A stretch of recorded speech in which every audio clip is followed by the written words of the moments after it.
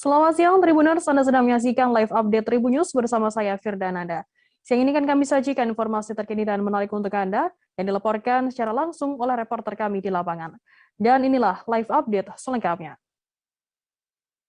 Kita ke berita pertama, Saudara. Warga RW 8 Perumahan Bumi Dirgantara Permai, Jati Asih, Kota Bekasi, dikejutkan dengan praktik ilegal di lingkungan tempat tinggal mereka. Salah satu rumah di lingkungan setempat ternyata digunakan sebagai pabrik pembuatan minuman keras ilegal jenis ciu ilegal.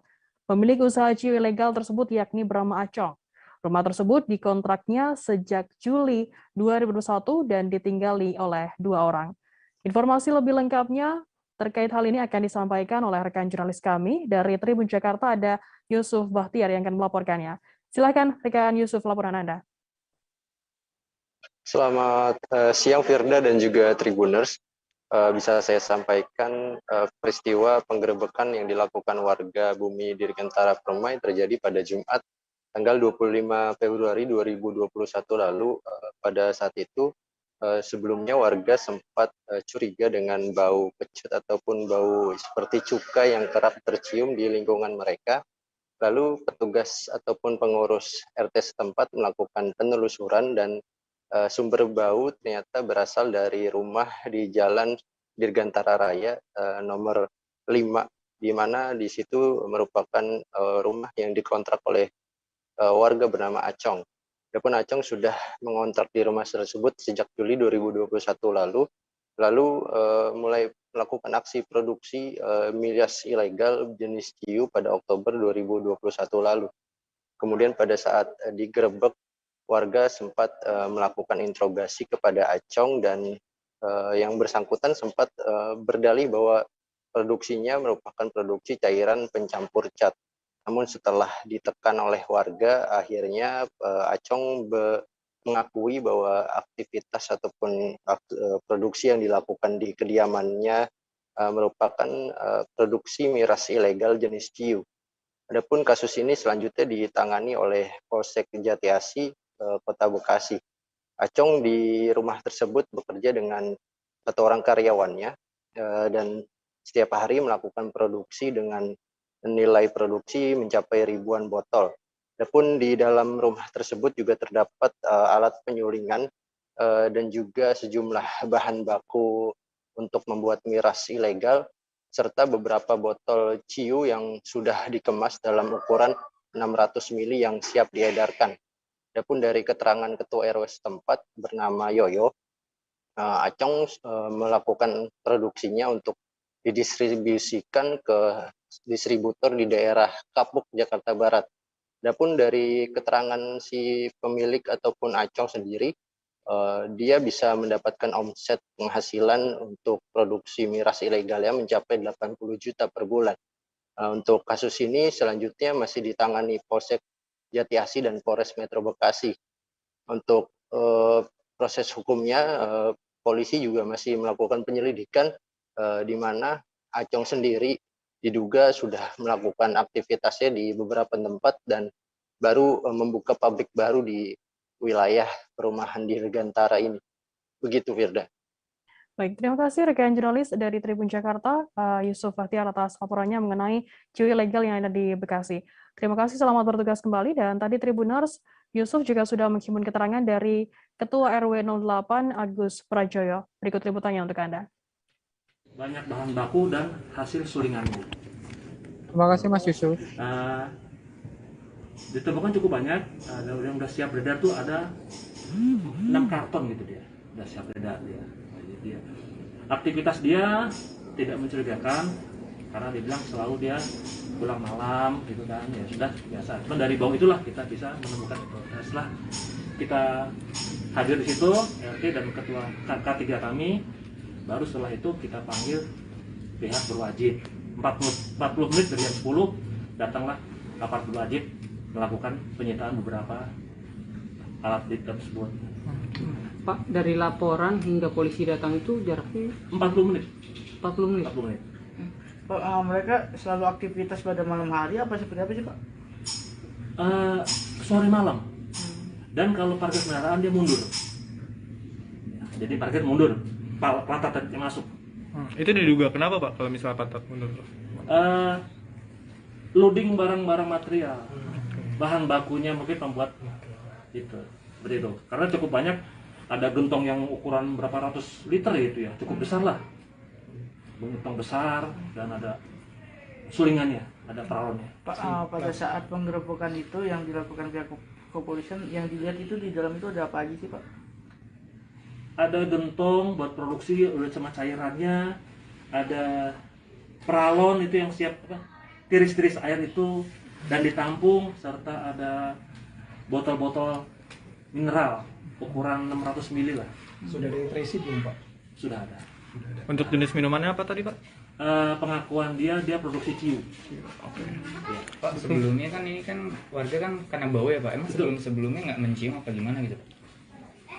Mungkin udah mencium, cuman Nggak terlalu berasa gitu ya? karena kita kan Seorang pendaki Gunung Lawu asal Tangerang meninggal dunia di Pos 4 Cemoro Kandang, Karanganyar pada Senin 28 Februari pagi. Koordinator Basarnas Posar Surakarta Arif Sugiarto menuturkan bahwa survivor yakni YU, pria 40 tahun asal Tangerang. Arif menuturkan saat pihaknya menerima laporan kondisi survivor masih dinyatakan hidup namun mengalami hipotermia. Namun pria pendaki tersebut dinyatakan meninggal dunia sekira pukul 12:37 waktu Indonesia Barat saat proses evakuasi. Untuk mengetahui bagaimana informasi lebih lengkapnya terkait hal ini akan disampaikan oleh rekan jurnalis kami dari Tribun Solo, ada Erlangga Bima Sakti di sana. Silakan laporan Anda, Erlangga. Ya, selamat siang Firda, selamat siang Tribuners. Ya, jadi untuk kronologi meninggalnya satu jenazah di satu rombongan pendaki yang di Gunung Lawu berasal dari Tangerang ini. Nah, mereka saat itu pendaki atas nama Y yang berusia 40 tahun pria asal Tangerang itu berangkat mendaki Gunung Lawu via Cemoro Kandang itu bersama 115 rombongan yang lainnya. Jadi mereka itu diketahui rombongan dari sebuah pondok yang diketahui akan melakukan ritual atau berdoa di Gunung Lawu. Jadi sejak Sabtu pagi jadi mereka itu naik ke Cemoro Kandang, namun sesampainya di pos 3 dan 4, pos 3 yang bersangkutan ini mulai kelelahan. Karena saat itu juga sempat diguyur hujan dan yang bersangkutan ini atau korban ini mempunyai penyakit bawaan yakni diabetes. Jadi mulai kelelahan dan akhirnya dari pos 3 itu sudah mulai kelelahan, akhirnya masih bisa berjalan hingga pos 4. Kemudian di pos 4 itu beristirahat di sana. Itu sampai hari Minggu malam itu masih di sana. Jadi berangkat Sabtu pagi, Minggu sore, Minggu malam itu masih berada di pos 4 dengan kondisi yang lemah. Nah, yang rombongan yang lain itu meninggalkan dia dengan 2 orang pendaki lain. Jadi yang bersangkutan ini ditinggal di pos 4 bersama 2 orang temannya untuk menunggui. Sementara rombongan yang lain melanjutkan pendakian untuk melakukan ritual di atas begitu. Jadi karena di hari Minggu malam itu kondisinya semakin parah, semakin lemah. Jadi teman-temannya ini atau rombongan pendaki yang lain itu mengabari di ke bawah bahwa meminta untuk bantuan evakuasi. Jadi tim SAR itu berangkat mendaki itu mulai di Senin dini hari sekitar pukul 1:30. Jadi satu regu berangkat naik untuk mencari keberadaan si yang bersangkutan, kemudian baru bertemu dengan yang bersangkutan atau pendaki yang meninggal itu di pos 4 Cemoro Kandang sekitar pukul 8 pagi. Jadi jam 8 pagi itu bertemu dan saat itu kondisinya masih hidup. Jadi ketika bertemu dengan tim evakuasi, kondisinya masih hidup dan langsung diberikan penanganan medis. Namun tak lama setelah diberikan penanganan medis itu, tanda-tanda vitalnya mulai melemah seperti nadi dan denyut jantung. Akhirnya jam 8 lebih sedikit dinyatakan meninggal dunia. Setelah itu oleh tim evakuasi baru kemudian langsung dibawa ke bawah sampai di base camp Cemoro Kandang itu sekitar jam 12:37. Nah, selanjutnya menurut keterangan koordinator Basarnas kantor SAR Solo, Pak Arif Sugiarto, setelah dibawa jenazah kemudian dibawa ke Puskesmas Tawangmangu untuk penanganan selanjutnya dan rombongan pendaki yang lain juga sebagian sudah menyusul turun, sebagiannya masih berada di atas. Begitu. Baik, terima kasih rekan jurnalis dari Tribun Solo, Erlangga Bima Sakti atas laporannya. Selamat bertugas kembali. Kita beralih ke informasi selanjutnya, Saudara. Ketek hias atau perahu wisata di Danau Sipin, Kota Jambi yang membawa sejumlah penumpang dilaporkan tenggelam pada Senin 28 Februari sekira pukul 5 sore.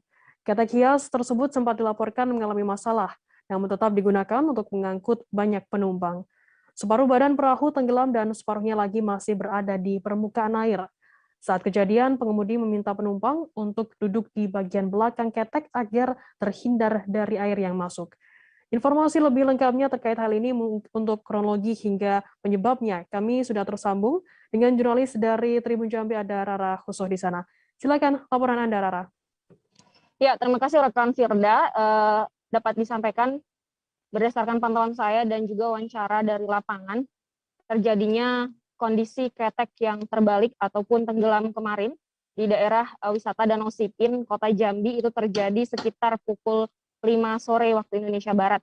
Dan ketika pengemudi tersebut membawa para penumpangnya menuju Taman Wisata Danau Sipin ataupun berkeliling-keliling di wisata Danau Sipin tersebut, kondisinya ketek sudah memang tidak baik. Ketika membawa para penumpang, kondisi penumpang melebihi kapasitas yang tidak semestinya. Biasanya kapasitas penumpang maksimal yaitu 13 orang sudah termasuk dengan pengemudi ketek. Namun kemarin ketek tersebut mengangkut sejumlah 21 orang penumpang termasuk pengemudi ketek. Hal tersebut melewati batas yang telah ditentukan dan juga pelampung yang ada di dalam ketek tersebut tidak tersedia secara lengkap, yaitu sebanyak 21 orang. 21 pelampung seperti itu. Dan kondisi tersebut membuat para penumpang panik yang tadinya berada di atas kapal, sehingga kapal tersebut terbalik dan para penumpang ketek tersebut tenggelam di daerah kawasan wisata Danau Sipin tersebut. Namun tenggelamnya para penumpang tersebut sempat terselamatkan, tidak ada korban jiwa yang mengalami luka maupun meninggal dunia, sehingga para penumpang dapat kembali ke kediamannya masing-masing. Namun dengan demikian, adanya kejadian tersebut telah ditanggapi juga dengan anggota Dewan, yaitu Kemas Farid, yaitu DPRD Kota Jambi, ya nantinya akan berkoordinasi dengan Dinas Pariwisata dan juga Dinas Perhubungan untuk menindaklanjuti adanya kejadian tersebut. Begitu rekan Firda yang dapat saya sampaikan. Baik, terima kasih rekan jurnalis dari Tribun Jambi, Rara Khusuh atas laporannya. Selamat bertugas kembali.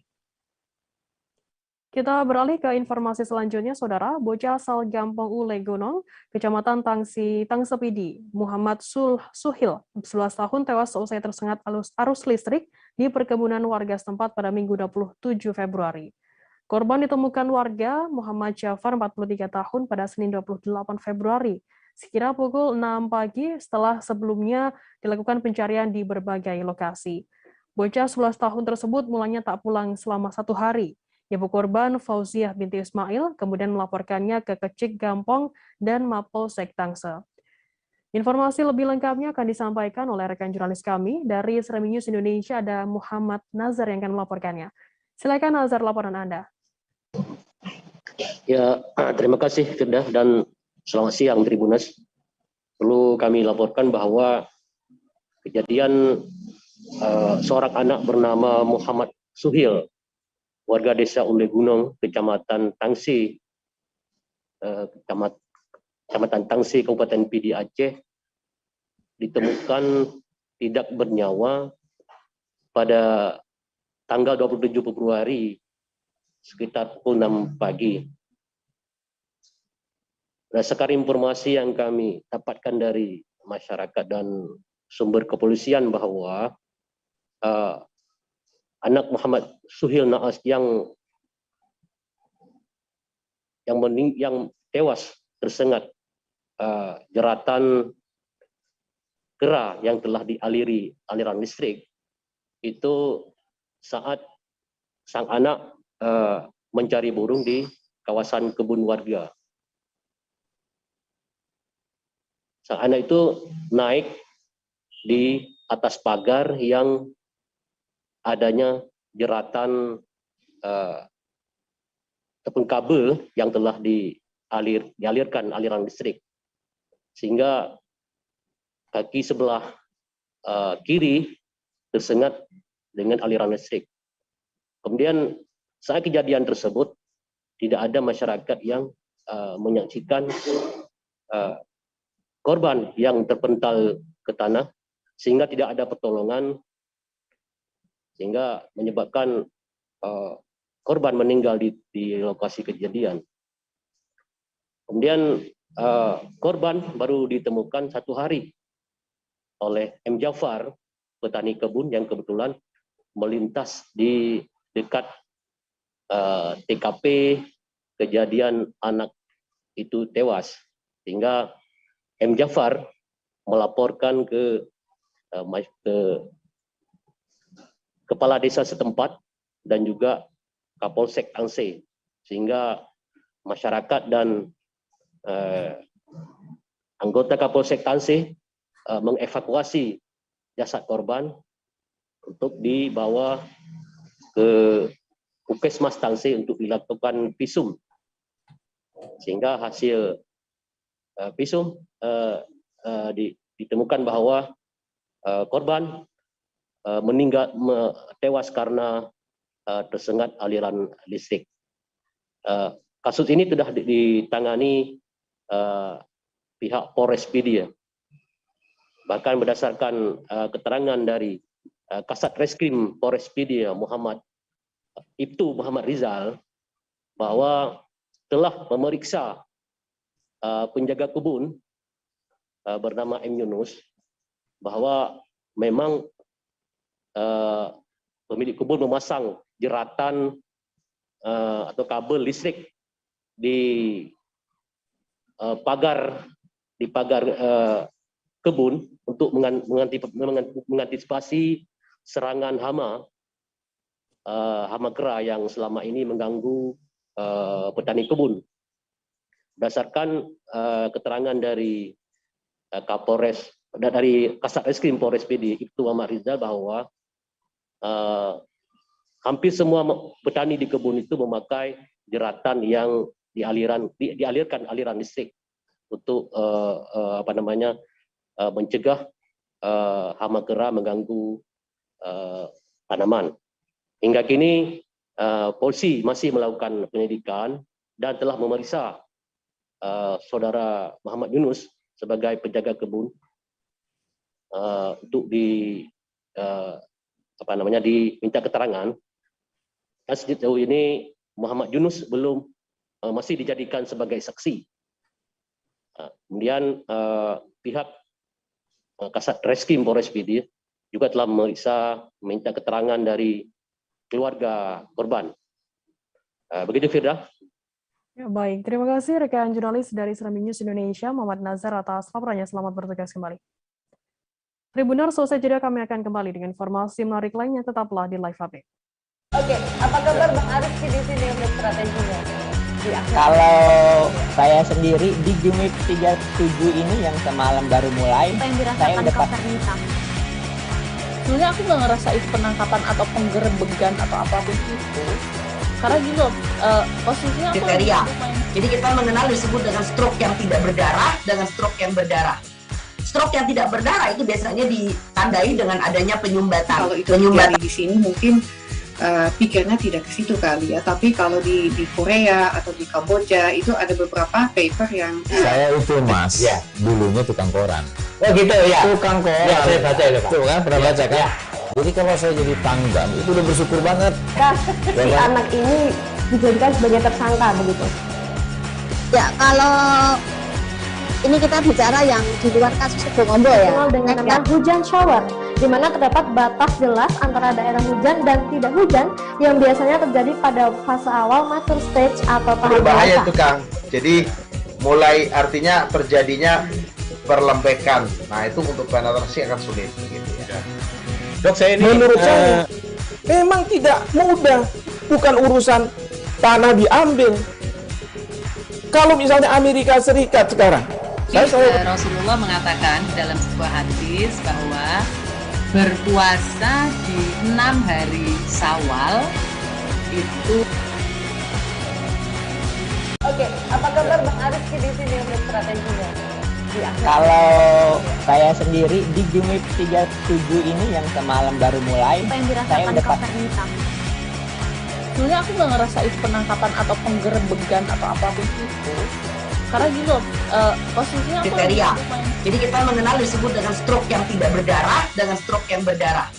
Stroke yang tidak berdarah itu biasanya ditandai dengan adanya penyumbatan. Kalau itu terjadi di sini mungkin pikirnya tidak ke situ kali ya. Tapi kalau di Korea atau di Kamboja itu ada beberapa paper yang saya itu Mas, ya, dulunya tukang koran.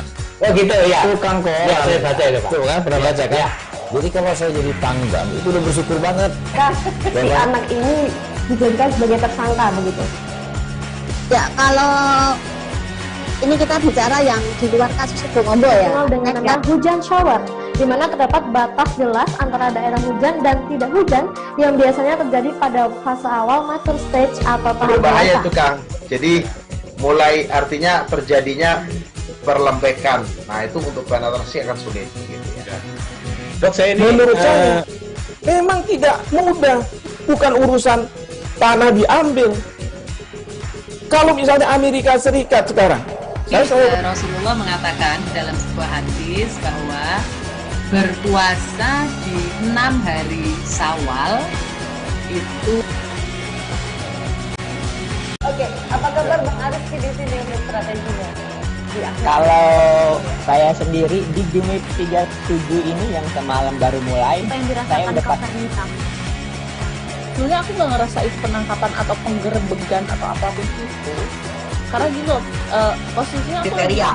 Jadi kita mengenal disebut dengan stroke yang tidak berdarah dengan stroke yang berdarah.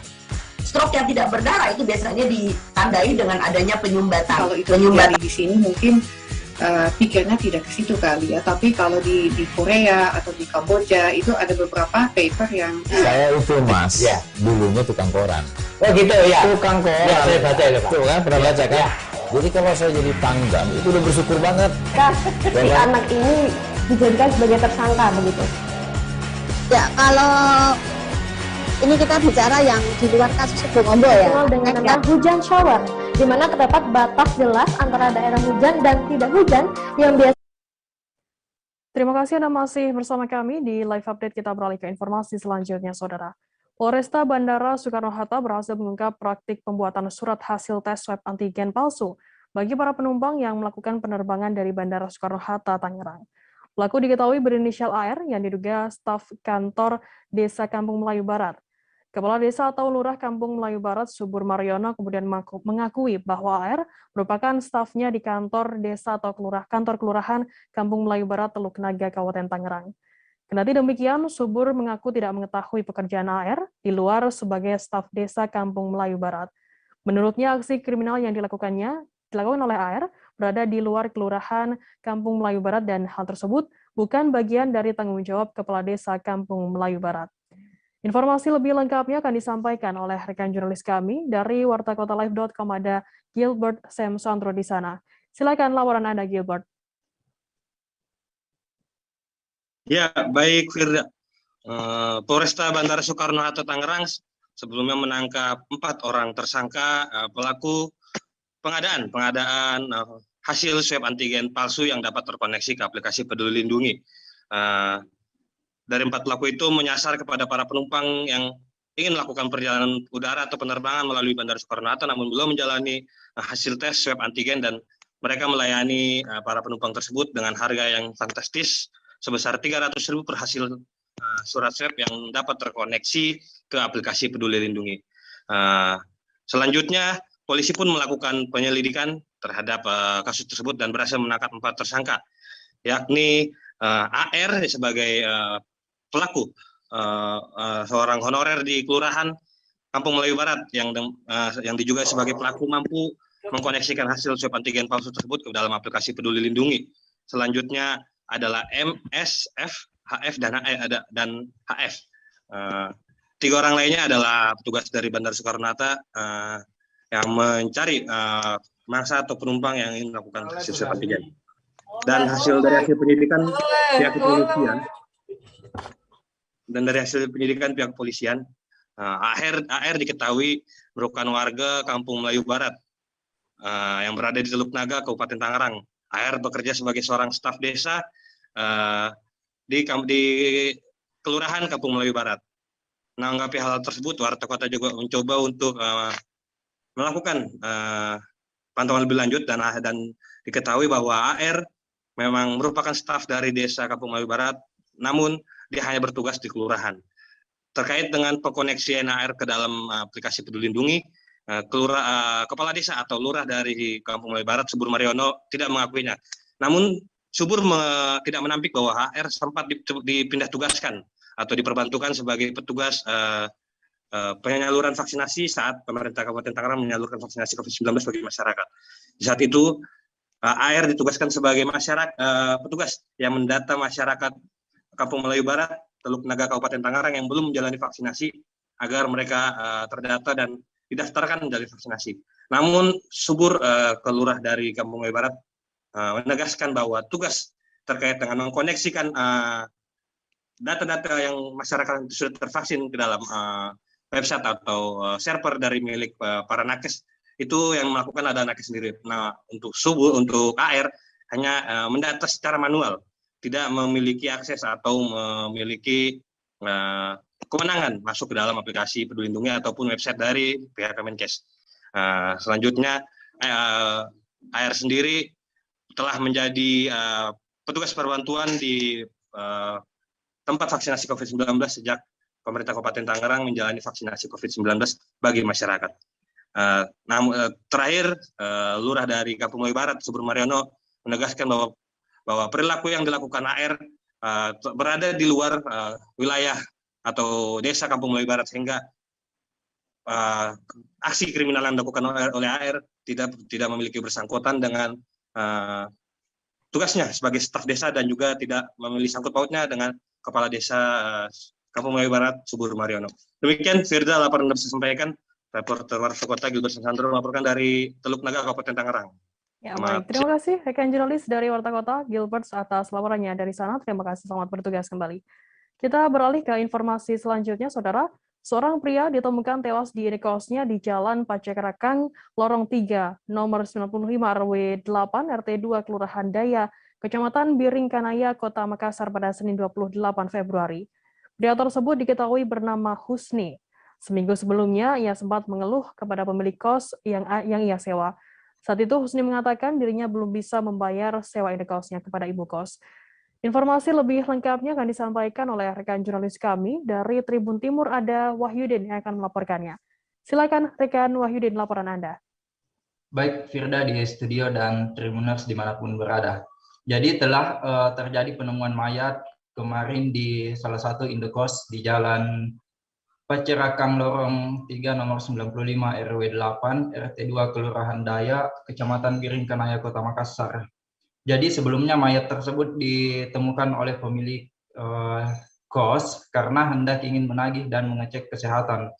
Jadi memang telah terjadi atau warga di sekitar indekos tersebut mencium bau bangkai selama 2 hari sejak minggu kemarin dulu.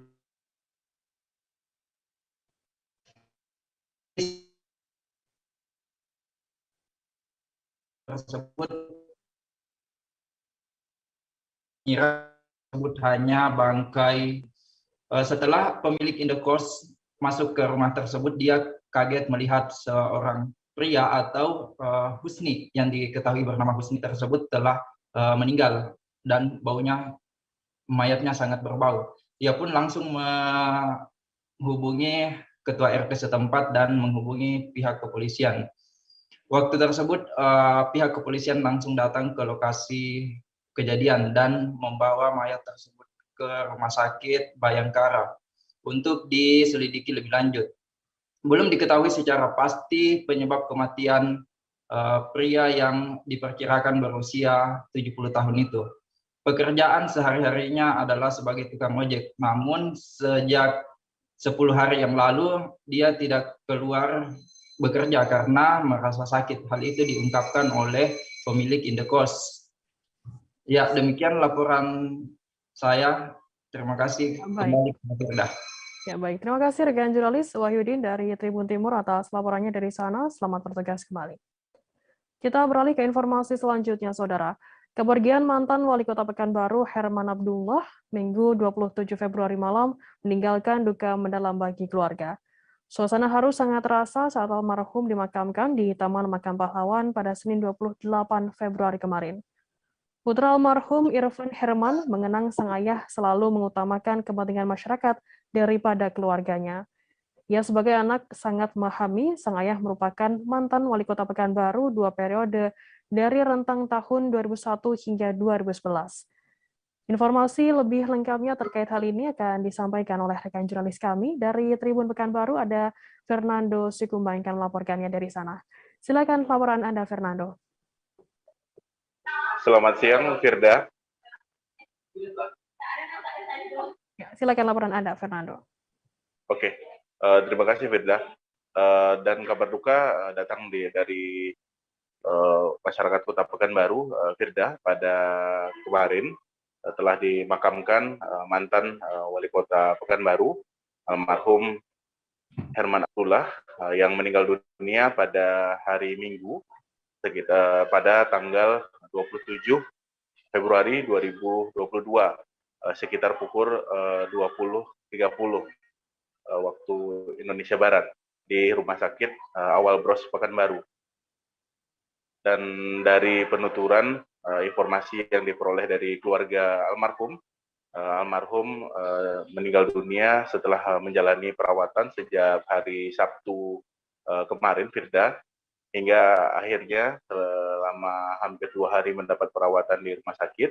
Ternyata kondisi kesehatan dari almarhum terus menurun, walaupun sempat kondisinya mulai membaik pada hari Minggu siang.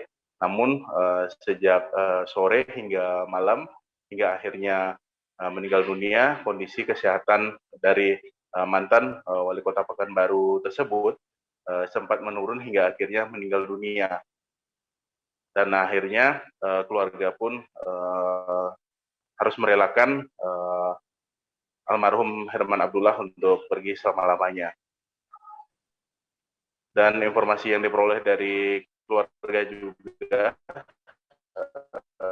Firda, untuk almarhum Herman Abdullah sendiri tidak hanya dikenal sebagai seorang mantan Wali Kota Pekanbaru pada periode 2001 hingga 2011, Firda, namun memang merupakan tokoh masyarakat yang dikenal oleh semua kalangan, Firda, dan masyarakat mengenang almarhum sebagai sosok yang sangat dekat dengan masyarakat dan kerap berhukum yang diberikan kepada almarhum semasa hidupnya, dan almarhum semasa hidupnya berusaha untuk datang, bahkan di pelosok daerah Kota Pekanbaru pun almarhum yang saat itu masih menjabat sebagai wali kota pun tidak segan untuk datang untuk memenuhi undangan dari masyarakat.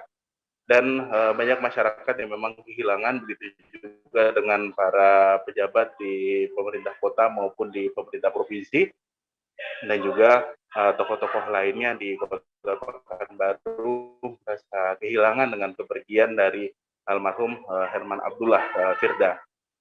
Apalagi almarhum memang dikenal dekat dengan semua kalangan, dengan masyarakat, semua kalangan, Firda. Untuk almarhum sudah dimakamkan 1 hari pasca meninggal dunia, dan sudah dikuburkan di Taman Makam Pahlawan Kusuma Dharma Pekanbaru pada tanggal 28 Februari kemarin, Firda. Prosesi pemakaman dari almarhum Herman Abdullah dilakukan proses pelepasannya di rumah dukanya dilakukan secara militer proses pelepasannya, dan juga sempat dilepas langsung oleh Wali Kota Pekanbaru. Suasana proses pelepasan berlangsung haru, dan Wali Kota Pekanbaru juga sempat hadir di lokasi tersebut dan juga menyampaikan ucapan duka secara langsung kepada keluarga, dan berpesan agar keluarga bisa tabah menghadapi cobaan tersebut. Dan ratusan orang pelayat juga datang pada saat hendak mengantar almarhum ke peristirahatan terakhirnya di Taman Makam Pahlawan Kusuma Dharma, Firda. Dan untuk informasi yang diperoleh dari pihak keluarga, memang almarhum tidak hanya dikenal sebagai mantan wali kota Pekanbaru, namun ada sejumlah prestasi yang juga sudah diukir oleh almarhum semasa hidupnya, Firda. Satu di antaranya adalah memperoleh bintang jasa pratama. Bintang jasa pratama ini diserahkan langsung oleh Presiden SBY sekitar tahun 2008 silam, Firda, atas dedikasi almarhum sebagai wali kota dan juga capaian prestasinya terhadap pembangunan di Kota Pekanbaru, Firda.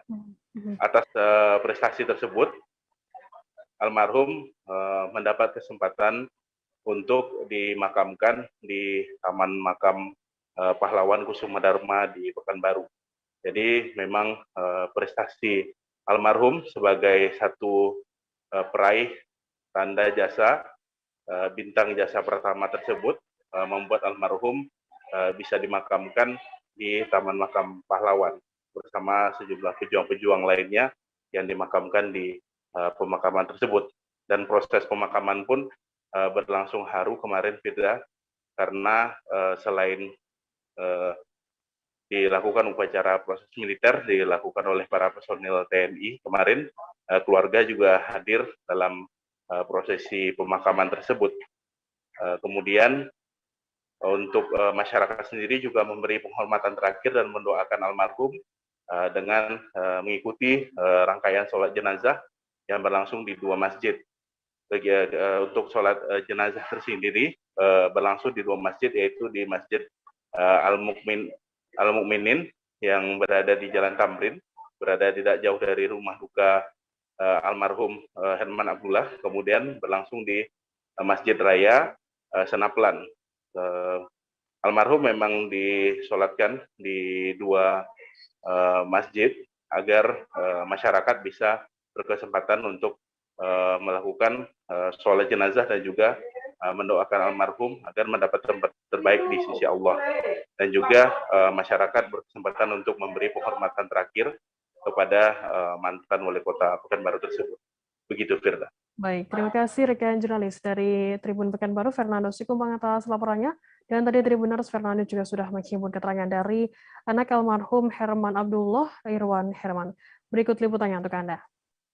Apa namanya? Mentor politik, ayah yang tegas, yang bisa membimbing anak-anak itu ya sampai kita seperti ini. Kalau beliau sendiri sebenarnya lebih banyak mengutamakan masyarakatnya daripada keluarga itu biasa, karena kita pun ikhlas, karena beliau itu memang suka seperti itu dan kita ikhlas seperti itu. Dan saya juga terharu karena begitu berita ini cepat sekali, cepat, dan saya mencoba mengkeep dan menjaganya, tapi cepat dan antusias orang untuk memberikan informasi yang mudah-mudahan bagi saya positif untuk mendoakan beliau. Bang, ada firasat tersendiri nggak, Bang Irfan, sebelum ada firasat tersendiri nggak, Bang, sebelum beliau pergi selama-lamanya, Bang? Justru saya lihat beliau ini senyum perginya.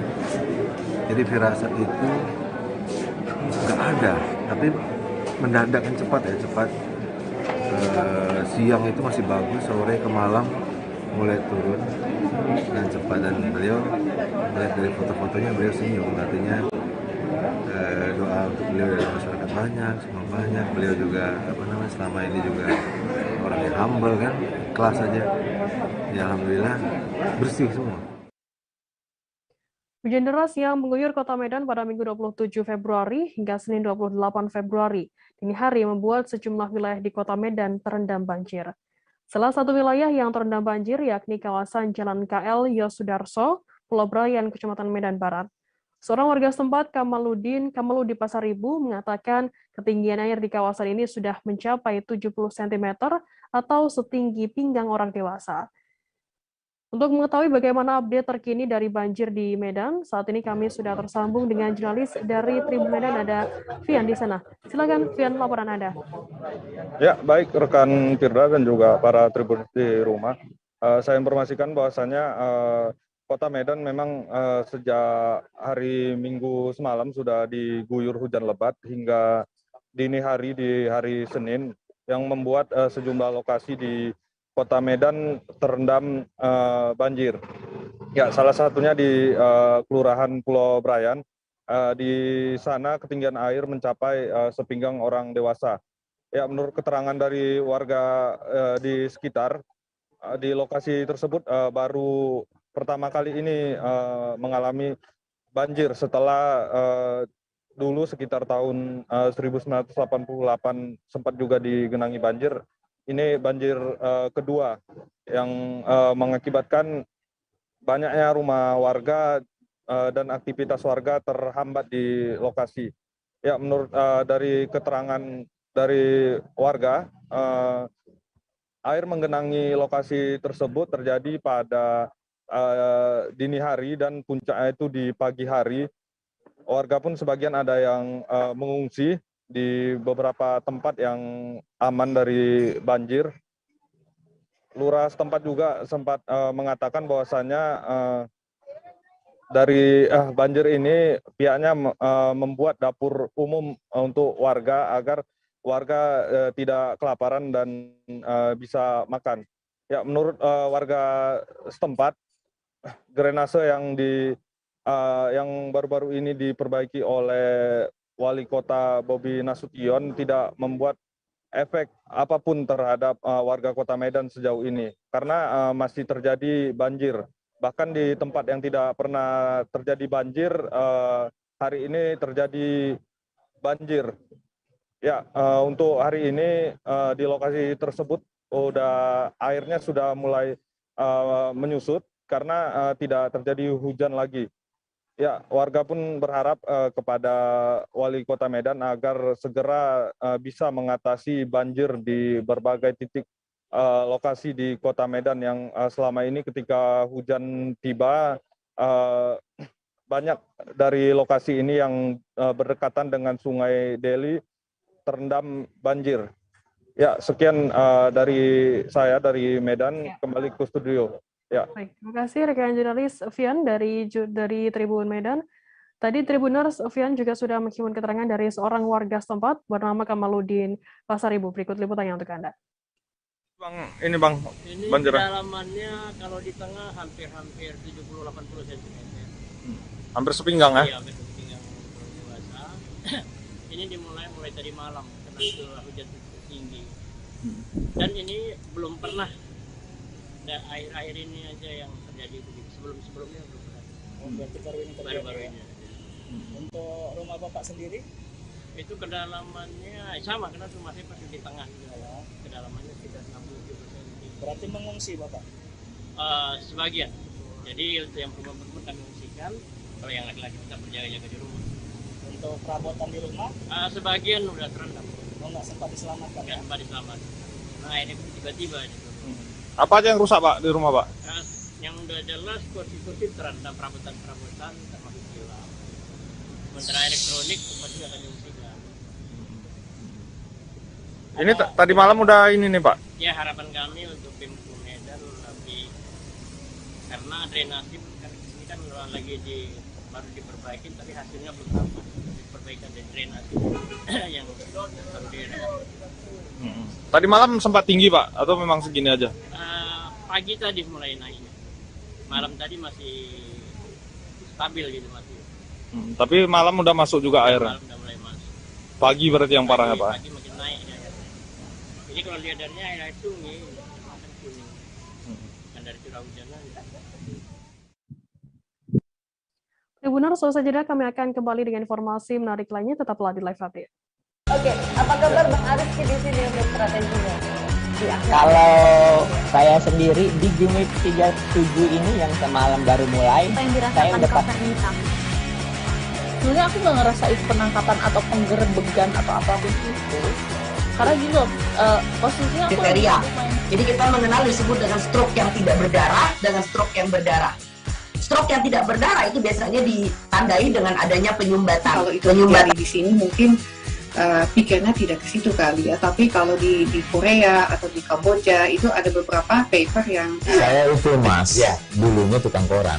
Oh gitu ya. Tukang koran. Ya, saya baca ya, Pak. Tuh kan, pernah baca kan? Ya. Jadi kalau saya jadi pangdam itu udah bersyukur banget.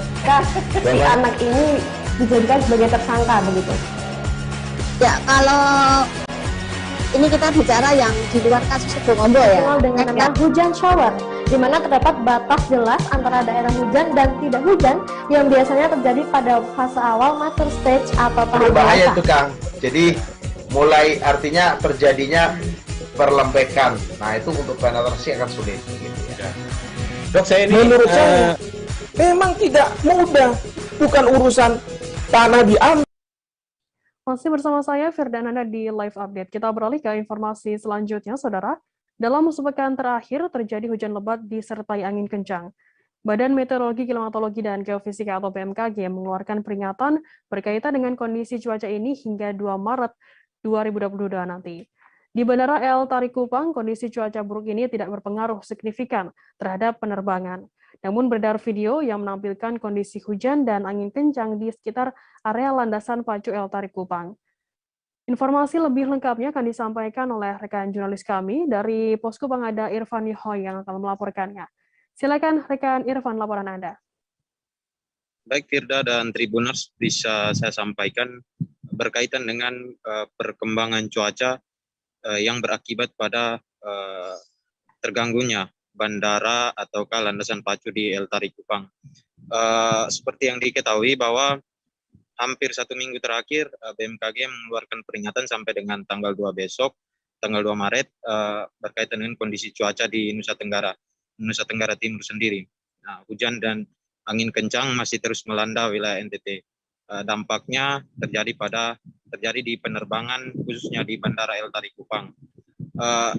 Kemarin beredar salah satu video yang memperlihatkan hujan dan angin kencang terjadi di landasan pacu Bandara El Tari Kupang. Pihak bandara yang dikonfirmasi menyampaikan bahwa tidak terjadi gangguan penerbangan ataukah ada kejadian lain ketika cuaca buruk terjadi waktu kemarin. Namun pada tanggal 23 Februari yang lalu memang terdapat 3 penerbangan yang mengalami gangguan. Hal itu diinformasikan oleh bagian humas dari Angkasa Pura I Bandara El Tari Kupang yang menyampaikan bahwa 1 penerbangan terpaksa dialihkan ke bandara terdekat yakni di Makassar, sementara 1 penerbangan dari Maumere, dari Kupang ke Maumere mengalami delay dan 1 penerbangan lagi mengalami penundaan penerbangan. Namun untuk landasan pacu, pihak bandara dari Angkasa Pura sendiri memastikan tetap aman karena sebelum melakukan penundaan pada 23 Februari lalu, memang ada 1 pesawat yang terpaksa harus landing dengan kondisi cuaca yang demikian. Namun sampai dengan saat ini, sampai dengan kemarin juga, pihak Angkasa Pura memastikan bahwa meskipun kondisi dan juga angin kencang masih melanda di wilayah Nusa Tenggara Timur, penerbangan masih berlangsung normal dan pergerakan pesawat masih terpantau aman. Demikian Firda. Baik, terima kasih. Selamat bertugas kembali rekan jurnalis dari Posko Kupang Irfan Yohoy atas laporannya. Kita beralih ke informasi selanjutnya, Saudara. Penjaga pangkalan gas 3 kg Dewi Ratih di Sungai Besar Banjarbaru, Muhammad Amin, sudah menaikkan harga eceran gas 5,5 kg ke terbaru harga Rp98.000 untuk isi ulang dan bright gas 12 kg Rp197.000. Kenaikan terbaru ini setelah Pertamina melakukan penyesuaian harga bright gas pada Januari lalu. Sudah naik dari Rp75.000 ke Rp85.000. Kenaikan ini pun berdampak kepada penjual makanan, seperti penjual makanan ketupat kandangan di Jalan Aneka Tambang, Banjarbaru. Penjual makanan ketupat kandangan di Banjarbaru, Bu Sri dan Bu Umi, mengaku jika nantinya gas terus naik, akan menaikkan harga menu makanannya. Informasi lebih lengkapnya akan disampaikan oleh rekan jurnalis kami dari Banjarmasin Post, ada Nurholis Huda yang akan melaporkannya. Silakan rekan Huda, laporan Anda.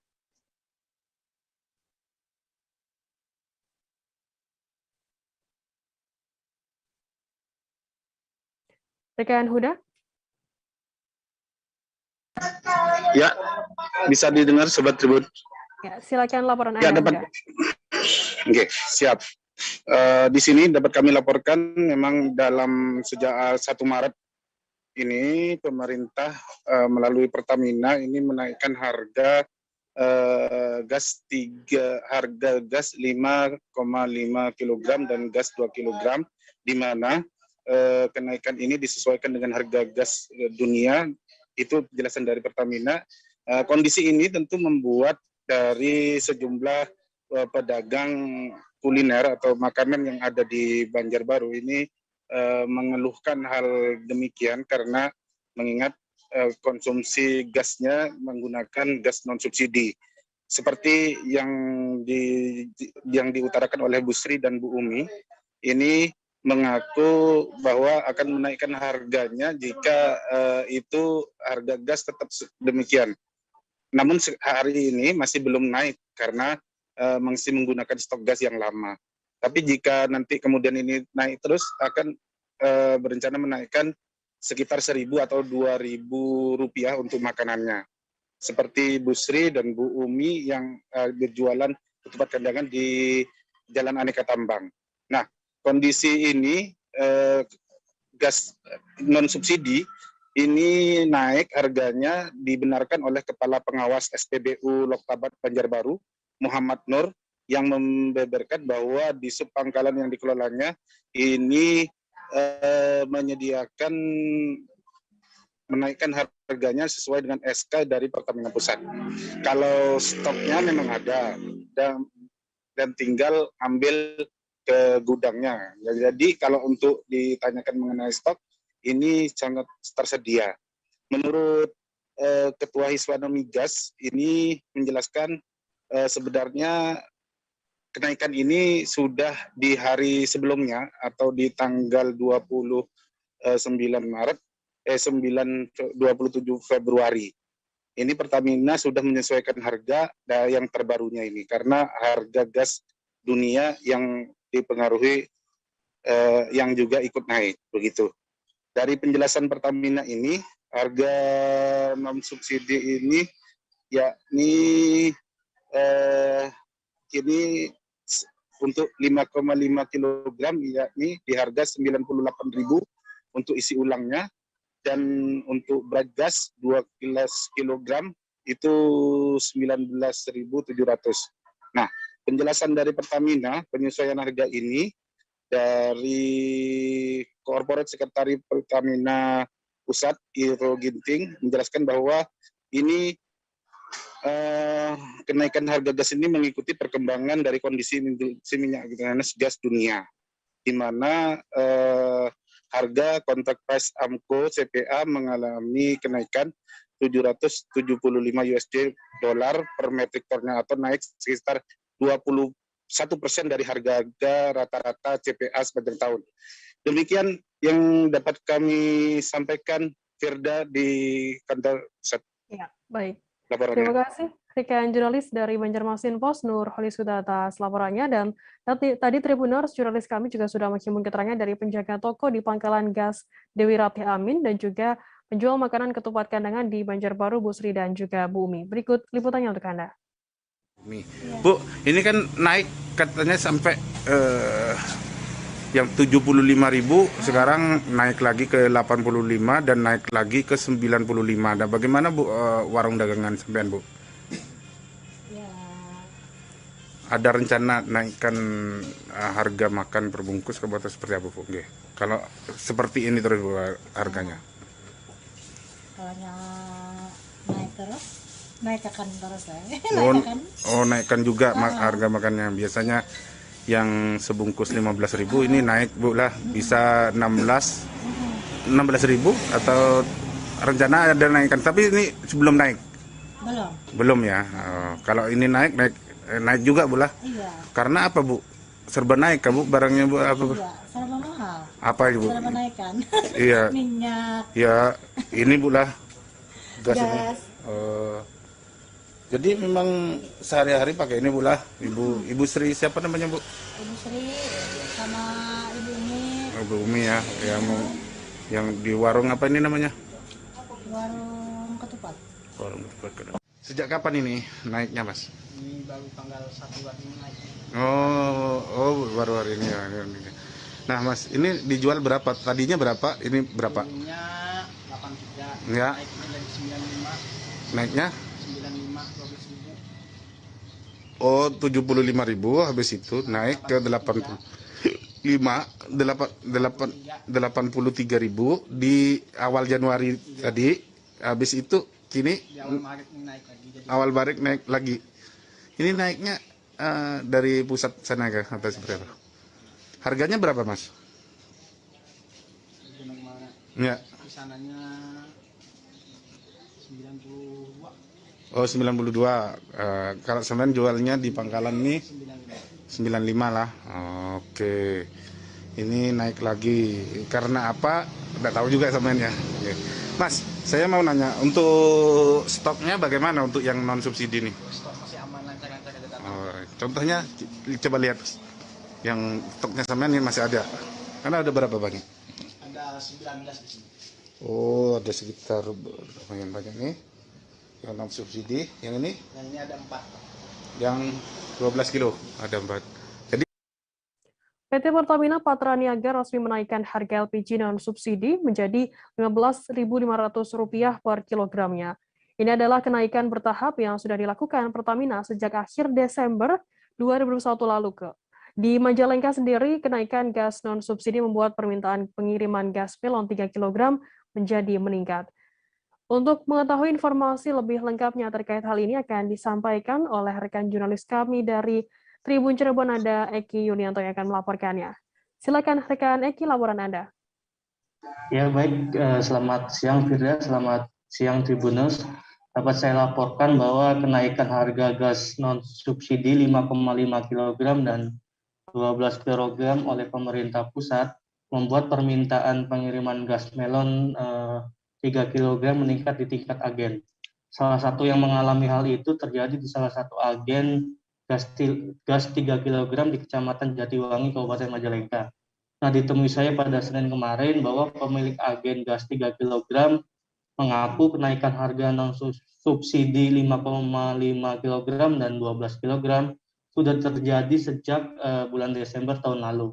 Menurut dia, kenaikannya pun dilakukan secara bertahap. Saat ini di gudang penyimpanan gasnya, pihaknya menjual ke pihak distributor untuk gas 5,5 kg sebesar 102.000 per tabung. Nah, sedangkan untuk 12 kg dijual dengan harga 195.000 per tabung. Adapun pada bulan Desember lalu harga kedua bobot gas tersebut dijual dengan harga hanya 60.000 untuk 5,5 kg dan 140.000 untuk yang 12 kg. Nah, kepada saya pemilik gas sekaligus sebagai koordinator daerah Iswana Migas wilayah Majalengka mengatakan bahwa semenjak kenaikan harga gas non subsidi tersebut, permintaan pengiriman gas meningkat. Hal itu dipicu karena munculnya agen-agen baru di mana kebutuhan stok harus terpenuhi. Nah, pemilik agen juga menduga munculnya agen-agen baru diprediksi karena permintaan gas melon dari konsumen meningkat. Nah, setiap harinya agen gas 3 kg ini melakukan penyuplaian ke para distributor dengan muatan 2 truk atau sekitar 1.120 biji gas. Nah, sementara selain adanya peningkatan permintaan pengiriman gas melon, untuk dari kenaikan harga gas LPG non subsidi, harga gas melon per hari ini 1 Maret juga mengalami kenaikan ya di tingkat agen. Hal itu juga diakui oleh sejumlah agen di Kabupaten Majalengka. Salah satu pemilik agen 3 kilo di Kecamatan Jatiwangi mengaku bahwa hal itu sesuai instruksi pemerintah daerah yang SE-nya sudah keluar sejak tahun lalu. Mulai hari ini harga gas melon di tingkat agen berada di kisaran 16.000 per tabung. Sebelumnya hanya dihargai 14.000 per tabung.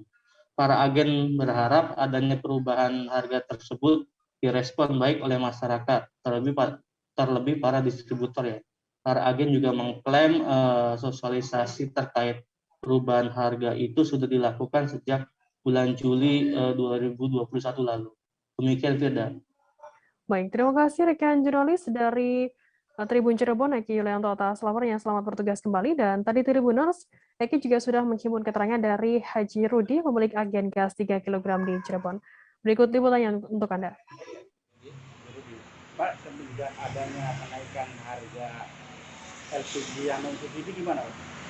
Ya, kenaikan harga non subsidi ada kenaikan pemakaian di tabungnya loh. Tidak ada kenaikan. Kita persentasenya sekitar 34%. Ada. Jadi penjualan yang non subsidi gimana, Pak? Ada peningkatan atau penurunan? Kalau penjualan non subsidi boleh kata penurunan, karena harga non subsidi ini kan cukup tinggi harganya. Berapa, Pak? Kalau saya jual yang non subsidi yang 5,5 yang pink itu 102, yang 12 kilo 195.000. Berarti sebagian masyarakat beralih ya, Pak, ke yang melon? Bisa jadi, ya. Peningkatannya berapa untuk penjualan melon sendiri, Pak, setelah ada subsidi yang naik? Kalau peningkatan penjualan untuk para agen kami ini sebenarnya flat, dia nggak ada peningkatan. Cuman pemakaian ini meningkat, adanya agen-agen baru ini otomatis masyarakat juga terpenuhi dengan agen-agen yang baru. Jadi untuk yang 12 kilo ini agak sepi ya? Betul. Sudah berapa lama kayak gitu, Pak? Sudah sekitar kurang lebih 3 bulanan. Pak, untuk rencana ada kenaikan untuk non subsidi itu gimana, Pak? Gimana? Untuk rencana kenaikan harga yang non subsidi. Kenaikan harga non subsidi ini kan ditentukan oleh pusat ya. Biasanya juga connect langsung di televisi itu udah ada pemberitaan. Jadi sudah otomatis kami mengikuti aja aturan yang sudah ada itu. Pak, informasi per 1 Maret harga yang subsidi naik juga, Pak. Itu gimana? Yang 1 Maret ini ada penyesuaian harga. Balai Besar POM Denpasar akan adakan intensifikasi pangan di Pasar Kreneng Denpasar menjelang perayaan Nyepi di Bali yang akan jatuh pada Kamis 3 Maret nanti. Kegiatan ini turut mengambil beberapa sampel seperti berbagai jenis kerupuk mentah, terasi yang warnanya mencolok dan tidak memiliki izin edar BPOM, dan jaje begina atau jajan untuk Banten di Bali dan yang memang warnanya merah muda mencolok. Putu Ekayani selaku pengawas farmasi makanan muda BBPOM Denpasar mengatakan beberapa makanan yang ia curigai mengandung bahan-bahan berbahaya. Informasi lebih lengkapnya akan disampaikan oleh rekan jurnalis kami dari Tribun Bali, ada Wahyuni Sari yang akan melaporkannya. Silakan rekan Sari, laporan Anda. Oke, baik. Terima kasih rekan Firda. Jadi hari ini jelang Nyepi atau perayaan suci Nyepi di Bali, Balai Badan POM Denpasar melakukan intensifikasi pangan di Pasar Kreneng Denpasar. Nah, intensifikasi pangan ini dilakukan pagi tadi sekitar pukul 8:30. Dan memang beberapa sampel yang diambil oleh Badan POM itu yang dicurigai yang memiliki warna-warna mencolok, salah satunya seperti terasi yang memiliki warna coklat agak kemerahan, lalu juga ada jaja begina, yakni jajan tradisional yang biasanya digunakan untuk upacara keagamaan di Bali yang memang teksturnya sendiri seperti kerupuk dan memiliki warna mencolok merah muda. Setelah itu saya lalu bertanya kepada Bu Putu Ekayani selaku pengawas farmasi makanan muda Balai POM Kota Denpasar. Ia juga membeberkan apa-apa saja, maksud saya sampel mana saja yang ia ambil untuk diuji apakah mengandung bahan pangan berbahaya atau tidak.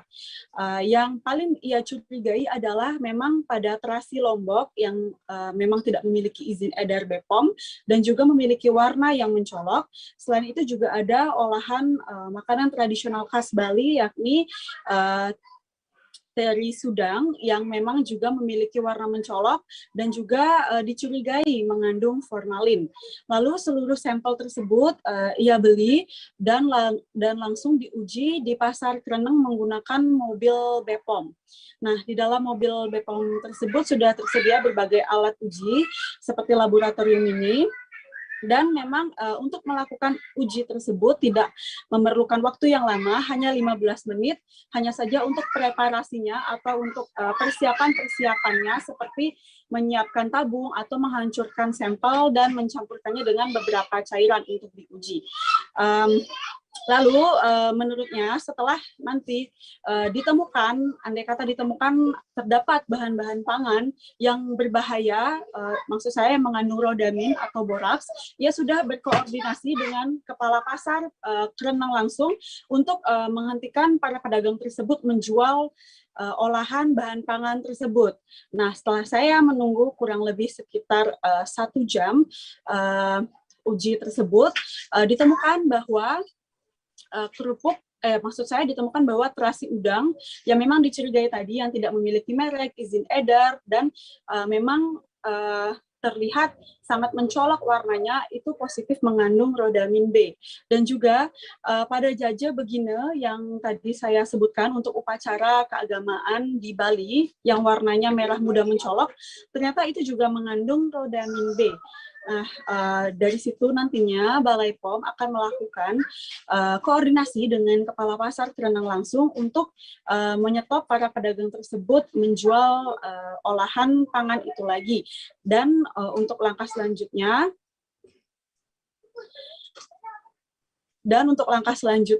yakni pihaknya, maksud saya Balai POM akan langsung menuju ke pedagang atau produsen terasi atau produsen jaja begina itu langsung untuk memberikan edukasi atau memberikan peringatan kepada para produsen tersebut agar jangan memproduksi bahan pangan dengan menggunakan pewarna tekstil yang mengandung boraks atau rodamin, Firda.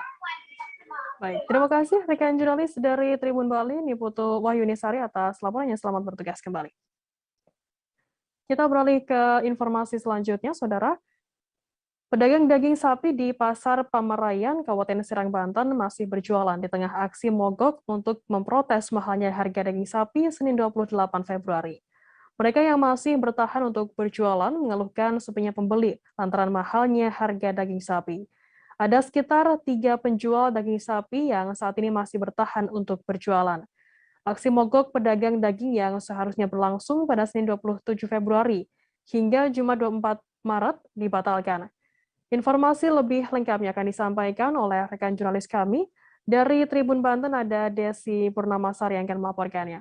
Silakan rekan Desi, laporan Anda. Ya, baik. Halo rekan Firda dan juga Tribuners.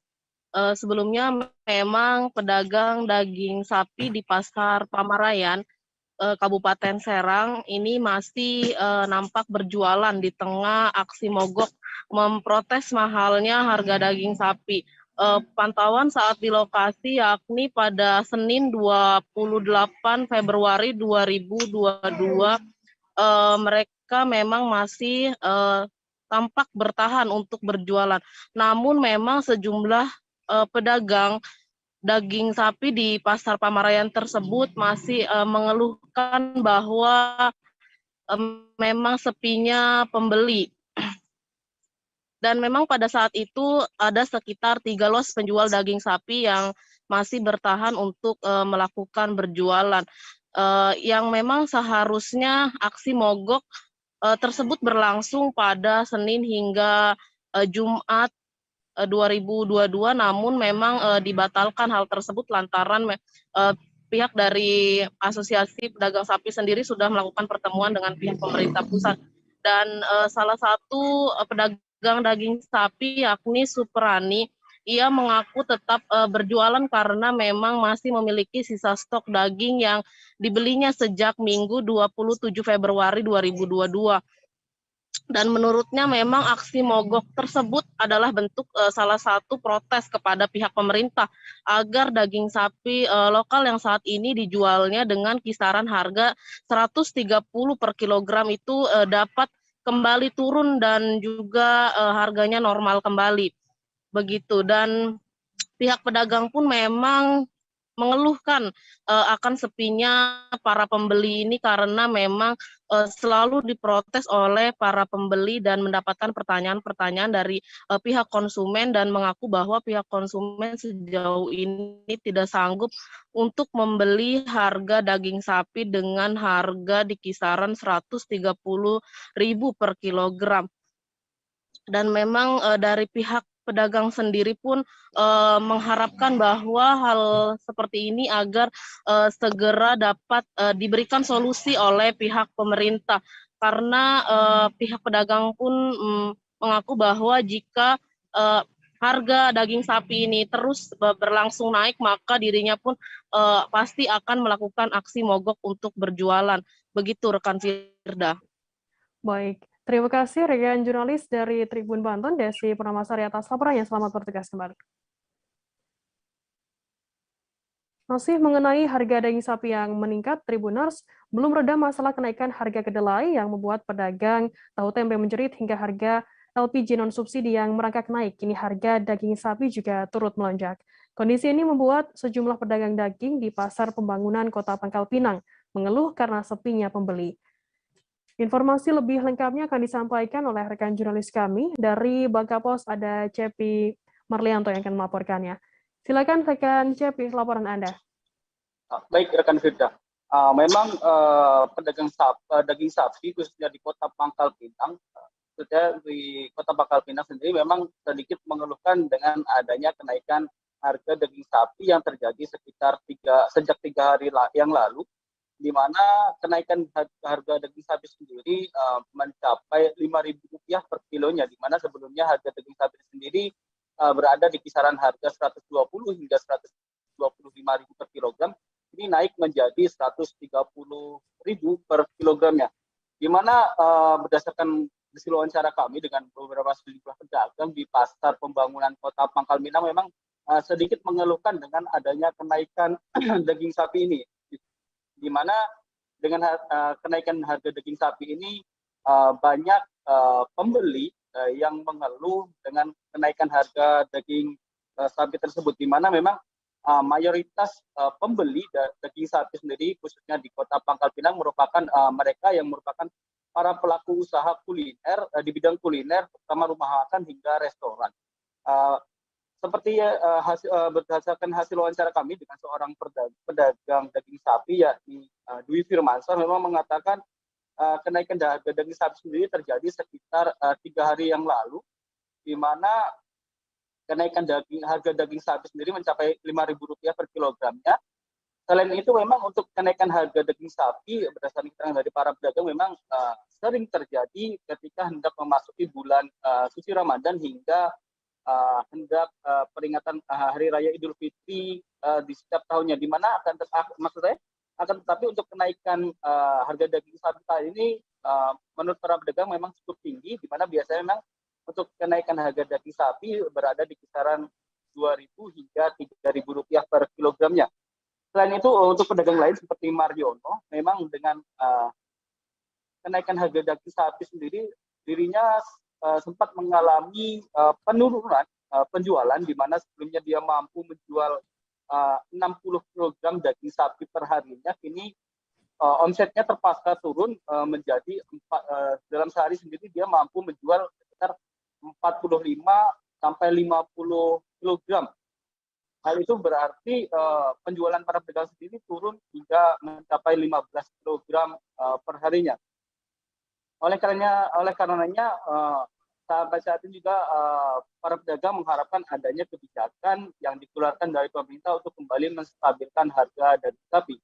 Di mana dengan kenaikan harga daging sapi sendiri banyak sekali masyarakat yang mengeluh dengan kenaikan harga daging sapi yang memang saat ini cukup mencekik masyarakat, di mana setelah beberapa hari lalu kenaikan harga kedelai, begitu juga harga gas non subsidi Kota Pangkal Pinang juga turut mengalami kenaikan. Begitu rekan Firda. Baik, terima kasih rekan jurnalis dari Bangka Pos, Cepi Marlianto atas laporannya mengenai kenaikan harga daging sapi di sana. Tadi Tribuners, Cepi juga sudah menghimpun keterangan dari pedagang daging sapi di Pasar Pembangunan Pangkal Pinang, Dwi Firmansyah. Berikut liputannya untuk Anda. Untuk harganya berapa sih, Bang? Untuk harga 130 1 kilo ya. 130 per 1 kilo ya? Kalau kenaikan ini sendiri udah dari kapan nih, Bang? Apakah 1 bulan yang lalu? Ini. Baru berapa hari, Bang? Sekitar 3 hari 2 hari.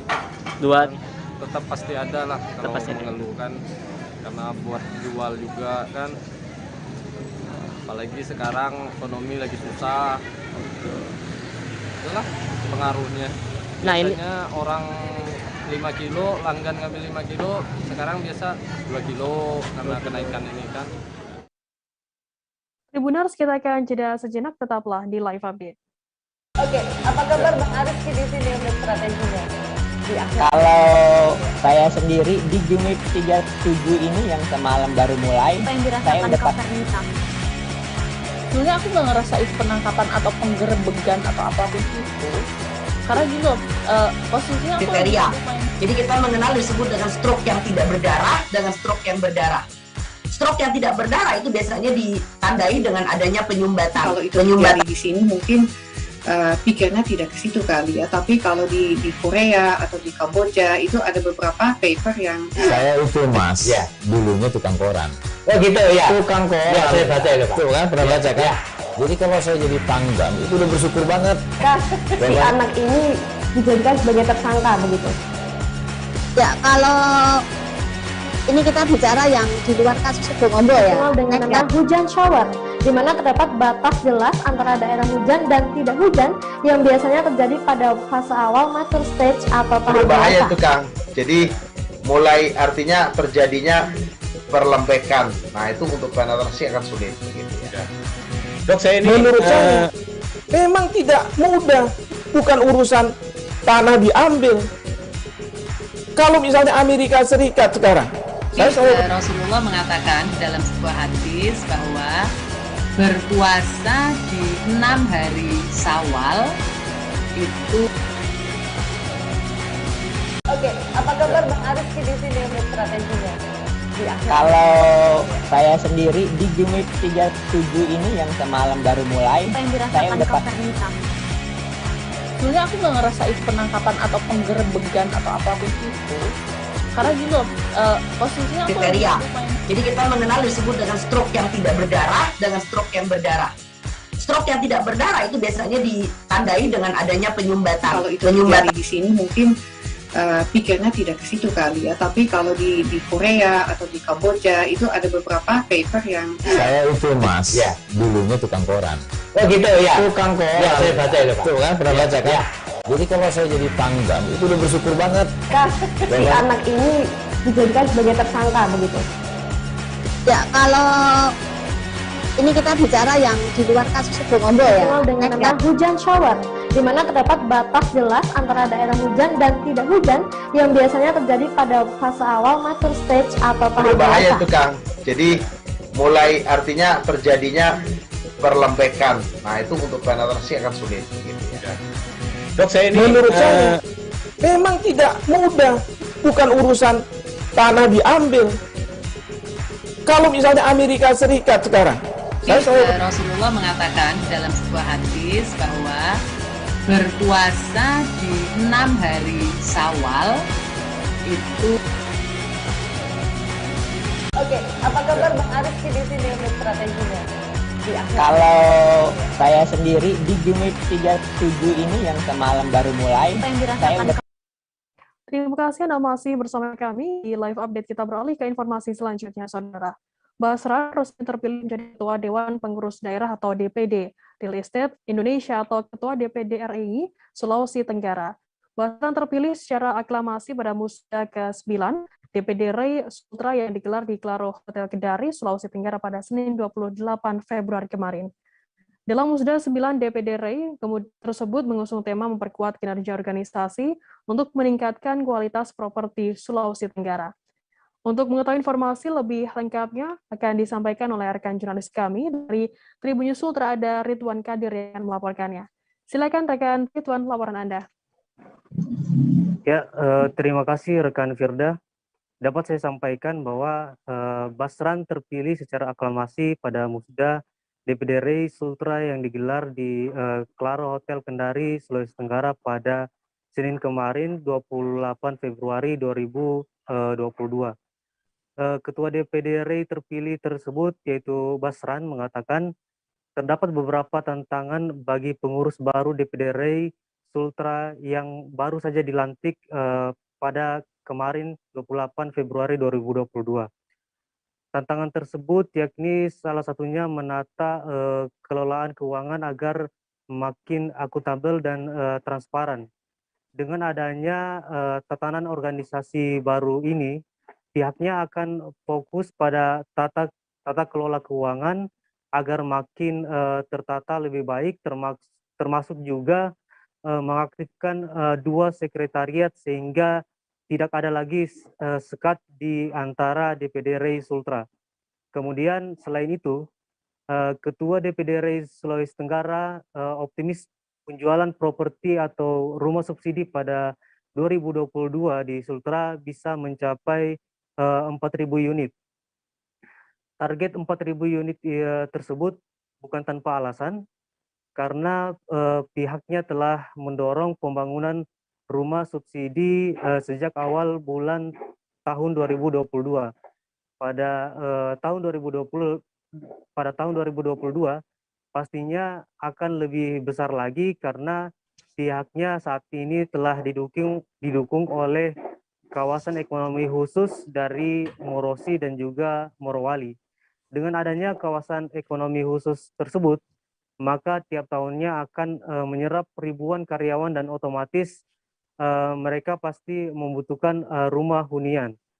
Sekian yang dapat saya sampaikan, kembali ke rekan Firda. Baik, terima kasih rekan jurnalis dari Tribun News Sultra Ridwan Kadir atas laporannya, dan tadi Tribuners Ridwan juga sudah menghimpun keterangan dari Ketua DPD RI Sultra Basran. Berikut pertanyaan untuk Anda. Pertumbuhan juga tetap ada. Jadi di 2021 juga malah lebih besar. 2022 dan seterusnya kita akan pasti lebih besar karena apa? Kita tidak didukung oleh kawasan ekonomi khusus dari Morosi, kemudian dari Morowali juga.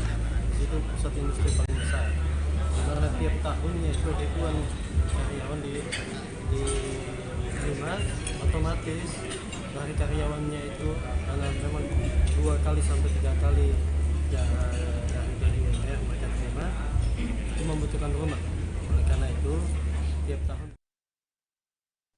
Pagelaran seni dan budaya di Malinau selain untuk menjaga kelestarian budaya juga sebagai upaya pemulihan ekonomi. Kegiatan Festival Seni dan Budaya Dayak Lundayeh dilaksanakan selama 7 hari berturut-turut, mulai pukul 5 sore hingga malam hari. Pementasan Seni Dayak Lundayeh adalah festival kedua kalinya, diadakan setelah pada 3 pekan lalu digelar oleh masyarakat Dayak Tahul Malinau. Festival seni dan budaya tersebut turut berdampak positif terhadap perputaran ekonomi di sana. Informasi lebih lengkapnya akan disampaikan oleh rekan jurnalis kami dari Tribun Kaltara, ada Muhammad Supri yang akan melaporkannya. Silakan rekan Supri, laporan Anda. Baik, terima kasih rekan Firda dan Tribuners di rumah. Untuk kegiatan Festival Seni dan Budaya yang diselenggarakan pada tahun ini sebelumnya telah dilaksanakan sekira 3 pekan yang lalu, di mana pusat kegiatan untuk festival kebudayaan ini dilaksanakan di wilayah pusat pemerintahan Kabupaten Malinau. Wilayah ini merupakan pusat aktivitas sekaligus sebagai wahana rekreasi dan olahraga masyarakat. Di sepanjang jalan pusat wilayah wilayah pusat pemerintahan Kabupaten Malinau juga menjadi tempat bernaung hidup buat sejumlah pelaku usaha kecil dan mikro yang menjualkan dagangannya untuk dijual kepada halayak atau pengunjung yang hadir. Nah, selama 2 tahun terakhir dirasakan cukup berdampak yang dirasakan oleh pelaku UMKM karena walaupun masyarakat banyak yang berkunjung ke wilayah tersebut, namun menurut penuturan pedagang sendiri ada perbedaan dari pola belanja masyarakat, yakni pola perputaran uang atau perputaran ekonomi dirasakan tidak berjalan dengan maksimal dikarenakan daya beli masyarakat yang semakin rendah. Salah satu upaya dari pemerintah daerah termasuk perwakilan dari 11 masyarakat adat yang ada di wilayah Kabupaten Malinau untuk menggelar kegiatan seni dan budaya yang dimana salah satu tujuannya adalah untuk melestarikan budaya dan seni di Kabupaten Malinau. Di sisi lain juga kebijakan tersebut diharapkan dapat dapat dikutip manfaat oleh pelaku usaha kecil dan menengah, khususnya dikarenakan untuk mendukung usaha ataupun upaya pemulihan ekonomi nasional di wilayah Kabupaten Malinau. Kemarin tepatnya pada awal Februari 2022 lalu telah dimulai pelaksanaannya oleh dua lembaga adat dan yang terakhir dari daerah atau dari masyarakat Dayak Lendaya yang baru saja selesai ditutup pada Minggu malam kemarin. Kami juga berhasil mewawancarai beberapa pelaku usaha yang berada di sekitar wilayah tersebut, menyatakan walaupun saat ini masih dalam masa pandemi COVID-19 dan instruksi Mendagri terbaru menggolongkan Kabupaten Malinau sebagai naik 1 level dari sebelumnya level 1 menjadi level 2, namun ada perubahan dari segi pola konsumsi masyarakat dan daya belanja masyarakat, di mana menurut pedagang yang berjualan di sekitar wilayah tersebut ada kenaikan dari segi penghasilan, di mana setiap harinya selama 1 pekan pelaksanaan pegelaran tersebut banyak pengunjung yang datang di wilayah tersebut sehingga juga berpotensi menjadi dulang penghasilan bagi masyarakat.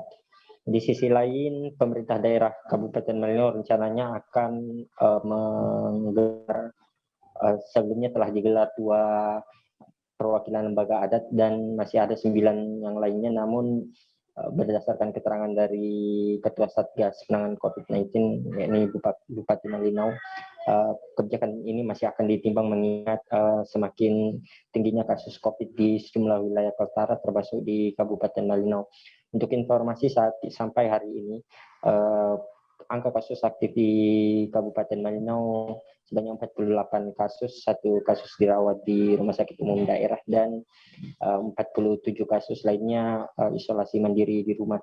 Dan untuk status terbaru instruksi Mendagri PPKM Kabupaten Malinau setelah diperbarui melalui Inmendagri 14/2022 menggolongkan Kabupaten Malinau sebagai PPKM level 2. Namun untuk wilayah Kabupaten Malinau dinilai lebih kondusif dibandingkan kabupaten atau kota lainnya di wilayah Kalimantan Utara, mengingat satu-satunya yang masih bertahan di level 2 adalah Kabupaten Malinau. Selain itu, 4 kabupaten kota yang lain saat ini menduduki posisi di PPKM level 3. Demikian laporan kami, Firda. Baik, terima kasih rekan jurnalis dari Tribun Kaltara, Muhammad Supri atas laporannya. Selamat bertugas kembali. Kita beralih ke informasi selanjutnya, Saudara. Polres Hulu Sungai Kalimantan Selatan memusnahkan 97 knalpot burung atau knalpot yang menimbulkan suara bising hasil sitaan mulai tahun 2021 hingga 2022 ini. Pemusnahan secara simbolis dilakukan di halaman Stadion Muda Kata Babai setelah apel gelar pasukan keselamatan kedua yang Kapolres KBP Sigit Haryadi. Pemotongan secara simbolis dilakukan dengan cara memotong dengan mesin potong di jenis benda. Dilakukan secara bergantian oleh Kapolres, Ketua DPRD Dandim 1002 HST dan juga Pengadilan Negeri HST serta perwakilan Kejaksaan Negeri HST dan jajaran pemerintahan HST. Informasi lebih lengkapnya akan disampaikan oleh rekan jurnalis kami dari Banjarmasin Post, ada Hanan yang akan melaporkannya. Silakan rekan Hana, laporan Anda. Terima kasih Firda dan Tribunas. Pemusnahan 97 knalpot brong atau knalpot yang menimbulkan suara bising dilakukan hari ini Selasa 1 Maret 2022 bertempat di halaman Stadion Murakata Barabai.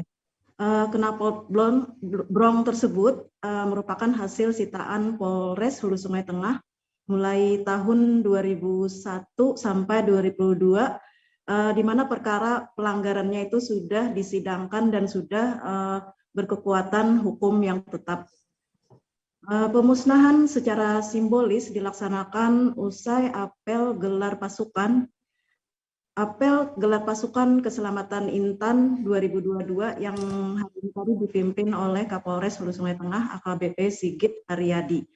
Pemotongan secara simbolis dilakukan dengan cara memotong dengan mesin potong besi jenis gerinda, dilakukan secara bergantian oleh Kapolres, Ketua DPRD, Dandim, Ketua Pengadilan Negeri, serta perwakilan Kejaksaan Hulu Sungai Tengah dan jajaran pemerintahan Kabupaten Hulu Sungai Tengah.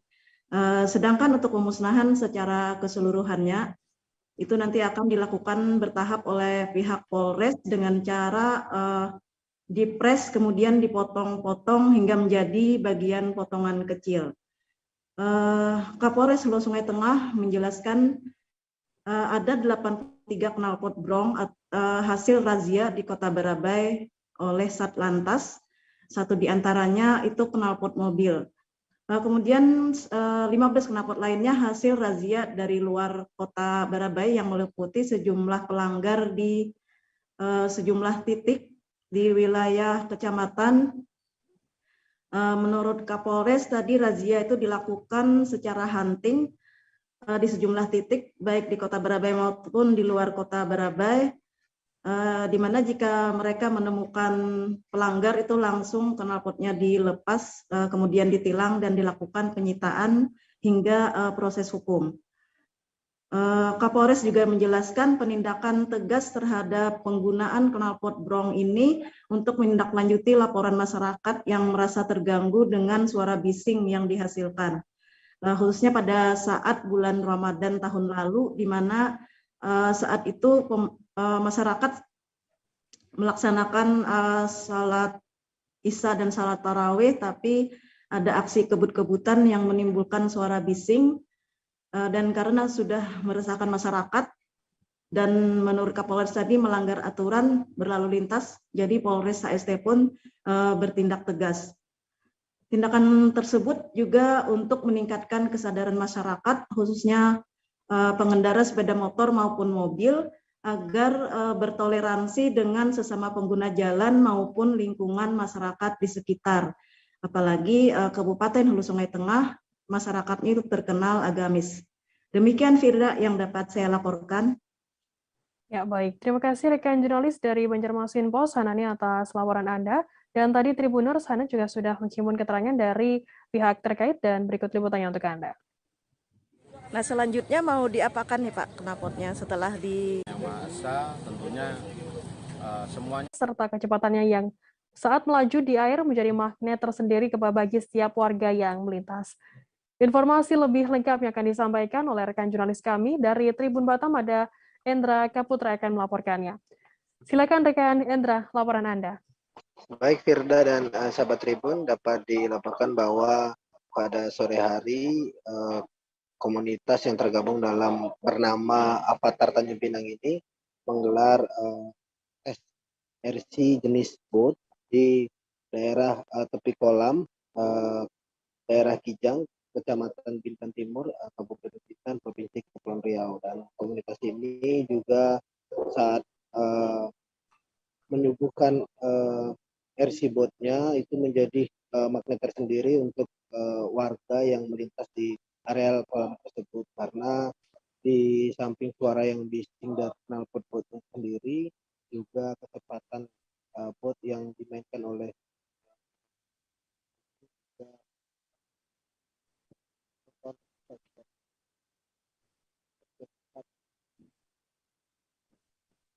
Halo rekan Endra.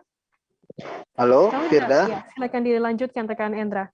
Ya, dan untuk salah satu anggota komunitas dari Avatar Tanjung Pinang menyampaikan bahwa kegiatan ini rutin dilakukan oleh Avatar Tanjung Pinang, komunitas Avatar Tanjung Pinang, kalau setiap minggunya itu di tepi kolam Kijang, Kabupaten Bintan, dan kalau di hari-hari biasa itu mereka melaksanakan kegiatan RC boatnya itu di kawasan Dompak, Kota Tanjung Pinang atau pusat pemerintahan Provinsi Kepulauan Riau.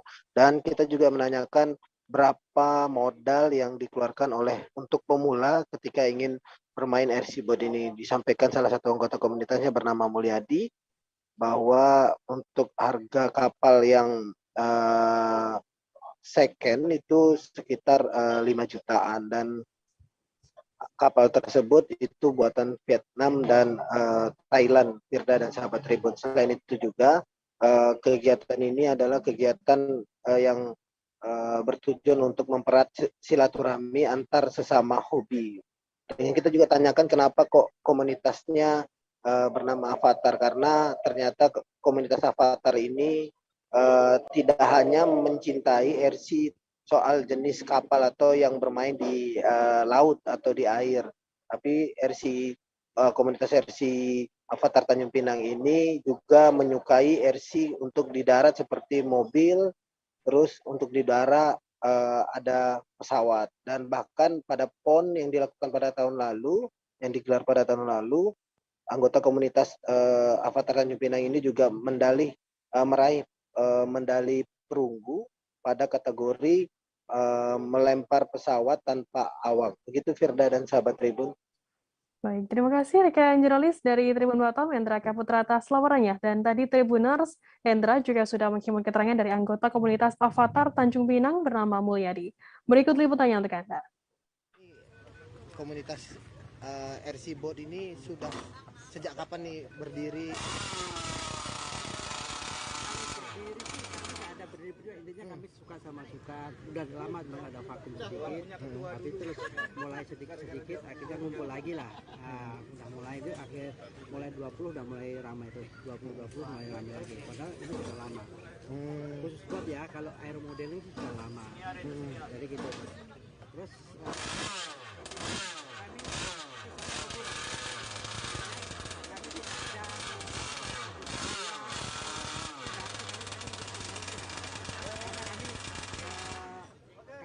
begitu kadang-kadang malah saling ketergantungan. Nggak enak ya.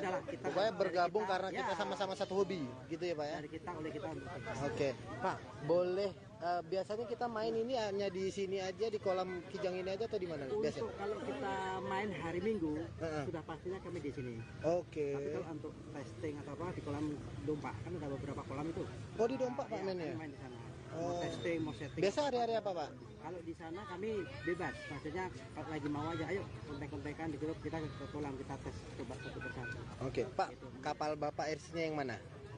Pak boleh ceritain dulu Pak soal RC ini Pak, boleh sambil ini Pak. Nah Bapak dari sini, oke, boleh diceritain dulu nih Pak, kapalnya ini gimana nih Pak? Kalau intinya saya kan suka yang tantangan yang juga mau yang pelan-pelan lah.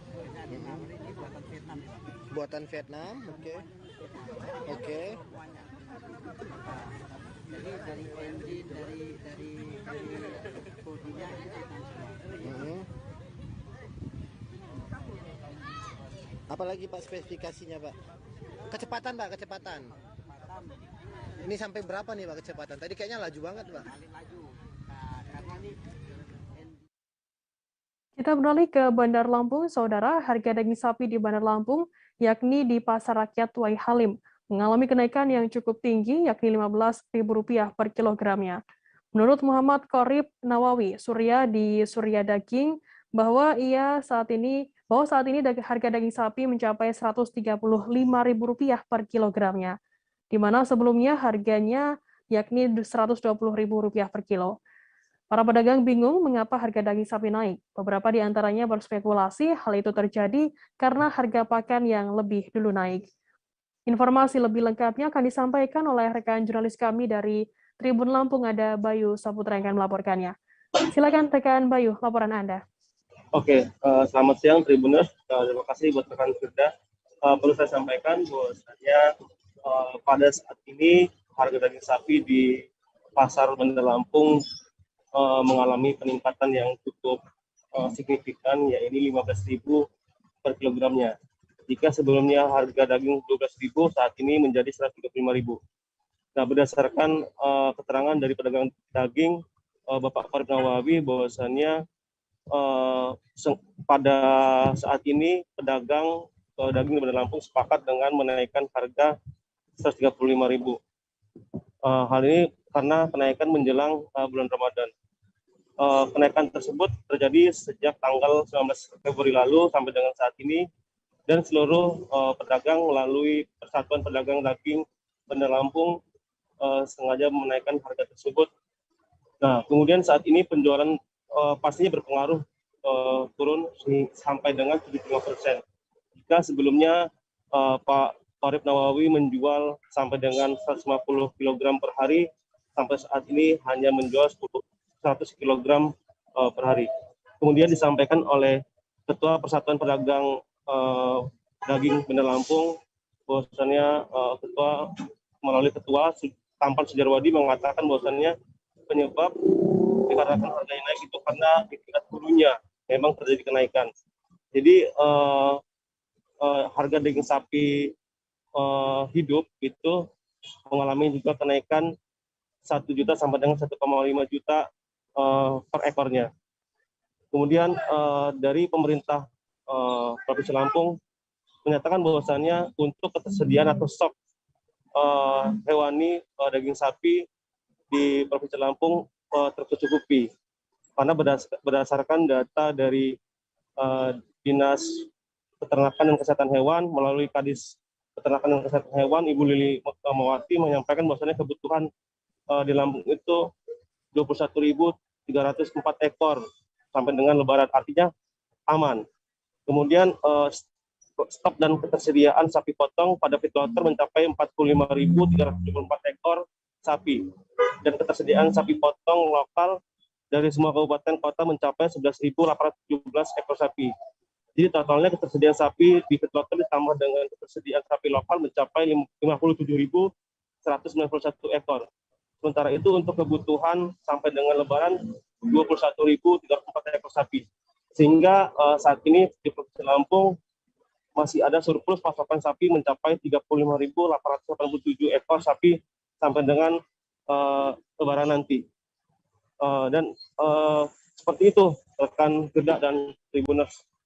Baik, terima kasih rekan jurnalis dari Tribun Lampung, Bayu Saputra, atas laporannya mengenai harga daging sapi di sana. Kami akan tampilkan Tribuners wawancara dari Surya, pedagang daging sapi di Pasar Rakyat Uwai Halim. Berikut liputannya untuk Anda. Ya, ditanya Bang, harga daging sekarang berapa? 135 Pak. 135, sebelumnya berapa Bang? 12, 120. Nah, mulai kapan ini naik Bang? Udah seminggu dari tanggal 19. Nah, dari Persatuan Pedagang Daging PPD. Nah, penyebab kenaikannya apa sih Bang? Pak, harga pakannya melonjak dia. Nah, dengan ada kenaikan ini kira-kira pengaruh nggak dengan penjualan? Pengaruh Pak. Berapa persen kira-kira? Ya, 75% lah. Biasanya kapal dari berapa? Apanya? Dalam satu hari berapa biasanya? Terjual. Kita 100 sampai 150 Pak. Sekarang? Paling 100 kilo. 100 kilo. Ya. Nah, kira-kira dengan kenaikan ini apa langkah yang dilakukan oleh para pedagang, Pak? Nah, harus kompak ya salah satunya, Pak. Nah, dari pemerintah harus ada ya minimal ya perhatiannya ke peternak-peternak, terutama petlot kan gitu kan. Gitu. Nah, kira-kira akan melakukan aksi seperti yang dilakukan di Jawa nggak, Bang? Tidak kita. Karena berulang kali kita demo tidak perubahan, Pak. Jadi percuma aja. Kalau untuk dagingnya dari mana Pak stok nih Pak? Ini dari Juang Jaya Pak. Nah, lokal Lampung maksudnya? Lokal. Kita kan Lampung ini kan termasuk lumbung sapi kita. Ya, Jawa kita kirim sana kan, Jakarta kita kirim dari situ, dari Lampung kita. Taruhnya lebih murah di sini gitu kan. Ternyata hasilnya ternyata lebih tinggi. Ya, ada itu tadi kan persaingan bisnis kan. Jelang Ramadan kira-kira bakal naik lagi nggak di Pak? Insya Allah mudah-mudahan pasti. Naik ya Pak? Naik pasti. Jelang Ramadan. Iya. Begitu tiap tahun biasanya. Oke Pak. Berarti tataran juga naik juga ya Pak ya? Nah, kalau sampean mau ya dikit-dikit lah. Biar berimbang ya. Jalan tol Manado Bitung, ruas Bitung, dan Nowudu telah diresmikan oleh Presiden Joko Widodo pada Jumat 25 Februari lalu. Kini ruas Bitung dan Nowudu ramai dilalui kendaraan golongan 1 seperti minibus, city car minus kendaraan bertonase besar atau golongan 3 dan 4. Diresmikannya ruas tol Bitung dan Nowudu diharapkan akan diikuti dengan penggunaan kendaraan bertonase besar agar jalan arteri tidak padat dan macet dengan lalu lalang kendaraan tersebut. Informasi lebih lengkapnya akan disampaikan oleh rekan jurnalis kami dari Tribun Manado, ada Christian Wayongkir yang akan melaporkannya. Silakan rekan Christian, laporan Anda. Terima kasih rekan Firda, selamat sore Tribuners dan Firda dan rekan-rekan yang ada di studio Tribun News.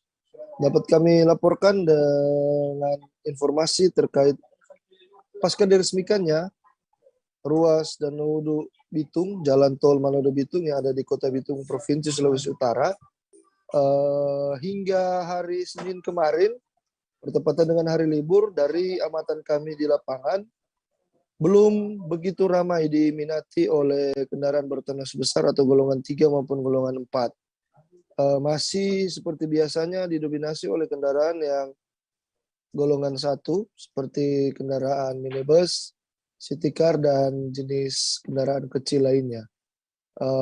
Keberadaan ruas jalan dengan panjang sekitar 13,4 km tersebut pasca diresmikan oleh Bapak Presiden Republik Indonesia Joko Widodo pada hari Jumat tanggal 25 Februari 2022 diharapkan akan dibarengi dengan penggunaan dan pemanfaatan khususnya oleh kendaraan bertonase besar, Firda. Dan pada kesempatan tersebut, pasca diresmikan, pihak Jasa Marga Tol Manado Bitung atau JMB melalui keterangan pers yang disampaikan oleh Bapak Charles Lendra selaku Direktur PT JMB Tol Manado Bitung, pihaknya menggratiskan khusus untuk ruas tol Bitung dan Nowudu maupun dan Nowudu Bitung, atau dibebankan tarif untuk dari pintu tol atau gerbang tol Bitung ke Manado hanya dibebankan dengan tarif sama seperti dari gerbang tol Nowudu ke Manado, begitu pun sebaliknya. Sekitar 29.000 lebih untuk tarif dari Bitung ke Manado maupun dari Nowudu ke Manado dan begitu sebaliknya. Sehingga pihaknya masih akan menunggu keputusan dari kementerian terkait penetapan tarif. Dan Firda, Tribuners dimanapun Anda berada, pasca diresmikannya jalan tol Manado Bitung ruas dan Nowudu Bitung, berbagai pendapat, masukan, saran, kritik, bahkan pernyataan tegas disampaikan oleh pengusaha transportasi barang atau ekspedisi, di mana mereka berkeinginan untuk menurunkan atau meninjau kembali harga atau tarif yang dinilai sangat mahal. Berbeda dengan tarif-tarif jalan tol di beberapa kabupaten kota atau daerah lainnya di Indonesia, di mana menurut para pengusaha transportasi atau kendaraan besar, mereka ingin tarif tolnya ditinjau kembali atau karena saat ini dinilai atau dipandang masih cukup mahal. Sehingga dengan peninjauan tarif tersebut, mereka akan menjamin atau mereka bisa memastikan bahwa kendaraan bertonase besar bisa atau akan melintas di ruas jalan tol, khususnya ruas dan Nowudu Bitung. Dan Firda serta Tribuners dimanapun Anda berada, penggunaan jalan tol Manado Bitung ini merupakan jalan tol terpanjang sepulau Sulawesi, dan secara resmi pengoperasiannya sudah mulai dilaksanakan. Khusus untuk segmen atau ruas dan Nowudu Bitung masih digratiskan oleh pihak PT Jasa Marga Tol Manado Bitung. Demikian laporan dari Kota Bitung, Firda. Baik, terima kasih rekan jurnalis dari Tribun Manado, Christian Wayongkir melaporkan langsung dari Bitung. Selamat bertugas kembali. Tribuners, selesai jeda kami informasi tadi sekaligus menutup perjumpaan kita dalam live update hari ini. Jangan lupa saksikan terus live update di seluruh kanal YouTube dan Facebook Tribun Network. Saya Firdanana, mewakili Korban Tugas, pamit undur diri. Terima kasih dan sampai jumpa. Jangan lupa like, subscribe, dan share ya.